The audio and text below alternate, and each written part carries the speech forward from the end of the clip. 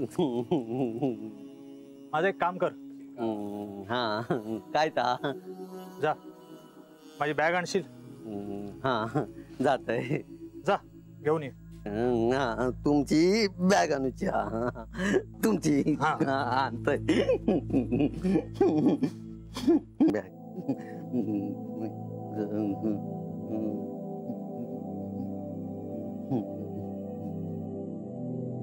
पितायलंय मी हय विसरलंय.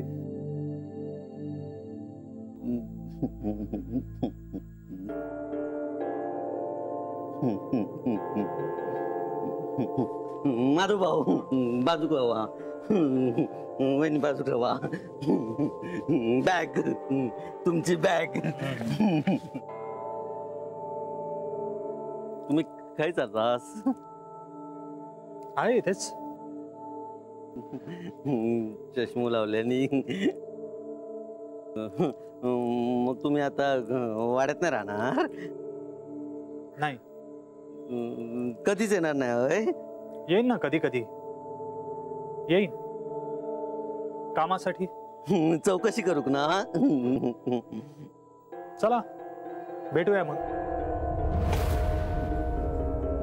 निघाले विश्वासराव भाऊ निघाले.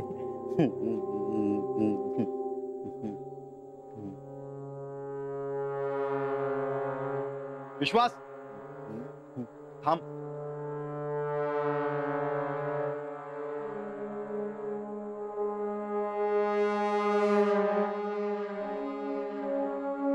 मी तुला जाऊ नाही देणार आहे. तुझ्या मित्राचं घर असताना दुसरीकडे राहशील तू? येईन ना कधी कधी मित्र म्हणून चहा प्यायला.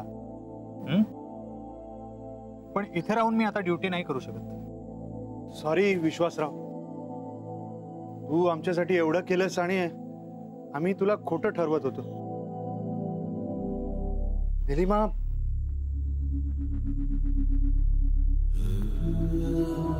विश्वासराव आय एम सॉरी आणि थँक्यू सो मच. विश्वासराव तुम्ही प्लीज कुठे जाऊ नका. We need you here.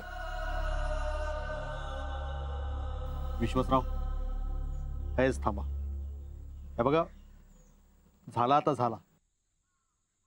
राहायचून जाऊ नको. आता आग्रह करताय पण एकदा चौकशी सुरू केली की नंतर पुन्हा भांडायला याल माझ्या बरोबर. आणि मला तेवढीच कामं नाहीये. थांब रे बाबा, तुका कोण काही एक बोलूसा नाही.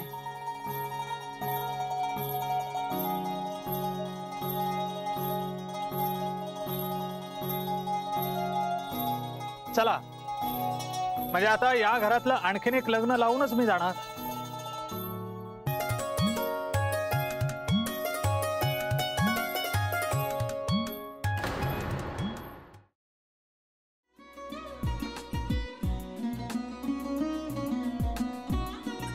लावू का?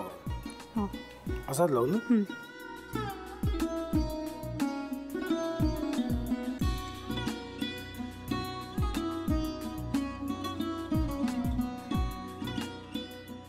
आता काय करायचंय? आता आपण ड्राय स्टफिंग दुसरं काय करणार आपण? आपण ह्याच्यात मेयोनीज न टाकता बाकीचे सगळे साहित्य टाकायचे. अच्छा, हे सगळं. ऋतू, माझा तर विश्वासच बसत नाहीये. म्हणजे अगं बहिणी आमचं लग्न व्हावं म्हणून किती प्रयत्न करत होती आणि ते सगळं करताना की शिवच्या आम्हाला माहिती पुरवते. नाही, मला नाही वाटत. गौरी खूप चांगली असतो म्हणून तुला सगळं जगत चांगलं दिसतं.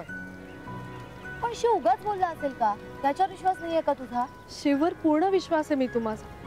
पण तो आता हे जे काही करतोय ना, म्हणजे निशा बहिणी समोर त्या राधिका सोबत फिरण्याचं नाटक वगैरे, ते त्याचा काही उपयोग होणार नाहीये. अगं असं कसं म्हणतो?